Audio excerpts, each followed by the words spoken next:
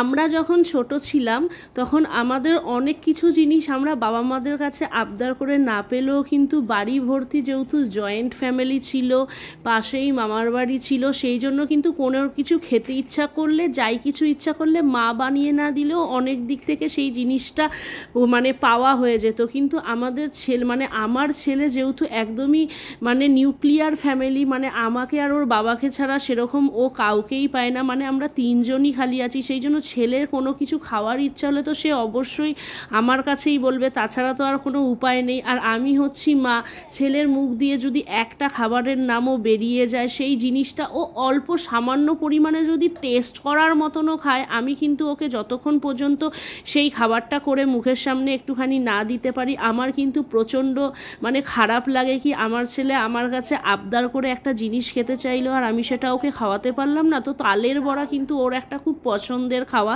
খুব অল্প খায় কিন্তু ও খুব ভালোবাসে। তো তালের বড়া ও আমার কাছে খেতে চেয়েছিল। আর কিছুদিন পরেই জন্মাষ্টমী, ছোট্ট গোপালের তো তালের বড়া ভীষণ প্রিয়, আর আমার গোপালেরও তালের বড়া খুব প্রিয়। তো সেই মতো কিন্তু আমি একটা তাল কালো বড় সাইজের, তোমরা কিন্তু অবশ্যই বাইরে থেকে যখন তালটা কিনে আনবে কালো তালগুলো কিনবে, খুব ভালো হবে কিন্তু তিতা হবে না। আর কালো তালগুলোটা এনে কিন্তু ভালো করে ধুয়ে তালের খোসাটা ছাড়িয়ে 3টে ভাগে ভাগ করে একটু জল দিয়ে একটু তালটাকে হালকা নরম করে তারপর ঘষুনি দিয়ে ঘষে নিয়েছি। আর ঘষে যাওয়ার পর আবার একটা এরকম ঝাঁঝরি বাটির মধ্যে হাত দিয়ে নাড়িয়ে নাড়িয়ে কিন্তু আমি ছেঁকে নিয়েছি, যাতে তালের যেই শ্বাসগুলো থাকে সেই শ্বাসগুলো কিন্তু যাতে একটাও সেই তালের পাল্পের মধ্যে না থাকে, যাতে তালের বড়া খাওয়ার সময় ডিস্টার্ব করার মতন কেউ না পারে।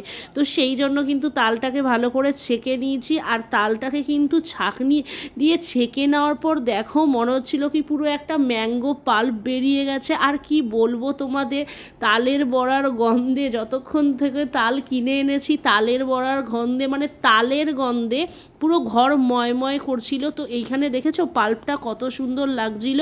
পাল্প কিন্তু আমার রেডি। একটা বড় পাত্র নিয়েছি, তার মধ্যে কিন্তু 250 ময়দা নিয়েছি, আর 250 থেকে একটু কম পরিমাণে মানে 200 গ্রাম মতন সুজি কিন্তু আমি আগে থেকেই ভিজিয়ে রেখেছিলাম। এই যে এইটা দিলাম, এটা কিন্তু ভেজানো সুজি।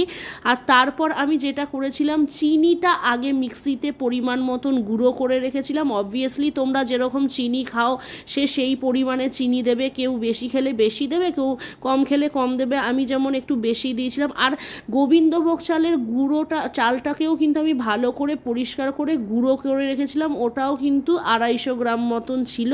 তারপরে সব কিছু কিন্তু শুকনো ভালো করে মিক্স করে, আর তোমরা কিন্তু অবশ্যই সব কিছু ভালো করে শুকনো জিনিসটা মিক্স করে নেবে, তাহলে একটা জিনিসের সাথে খুব ভালো করে মিশবে।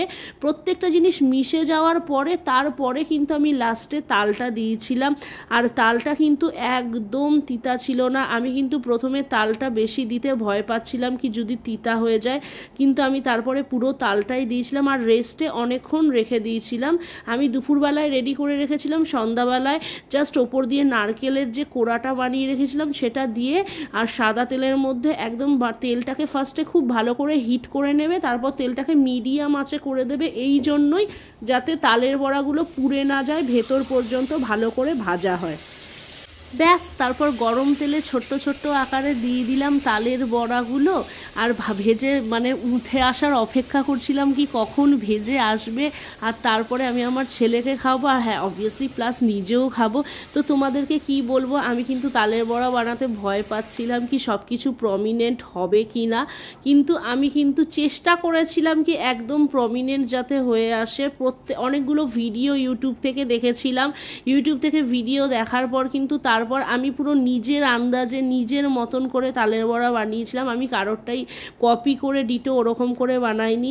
আমার মা আমাকে ফার্স্টে বলেছিল কি চালের গুঁড়ি দেওয়ার দরকার নেই, কিন্তু আমি চালের গুঁড়ি এই জন্য ইউজ করেছিলাম কি ওই ঠান্ডা হয়ে গেলে যেই নরম নরম ভাবটা হয়ে যায় না, সেটা কিন্তু আমার একদমই ভাল লাগে না। তো এখানে কিন্তু প্রত্যেকটা তালের বড়া খুব মচমচে ছিল। আর মাঝখানে হয়ে গেছিলো একটু ছেলের শরীর খারাপ, সেই জন্য ডাক্তার দেখাতে চলে গেছিলাম, আর সেই জন্য ভালো করে আর ভিডিও করতে পারিনি। তো ডাক্তারখানা থেকে এসে গরম গরম তালের বড়া ভেজে মা ছেলে দুজনে মিলে পরিবেশন করলাম আর সবাইকে খাওয়া।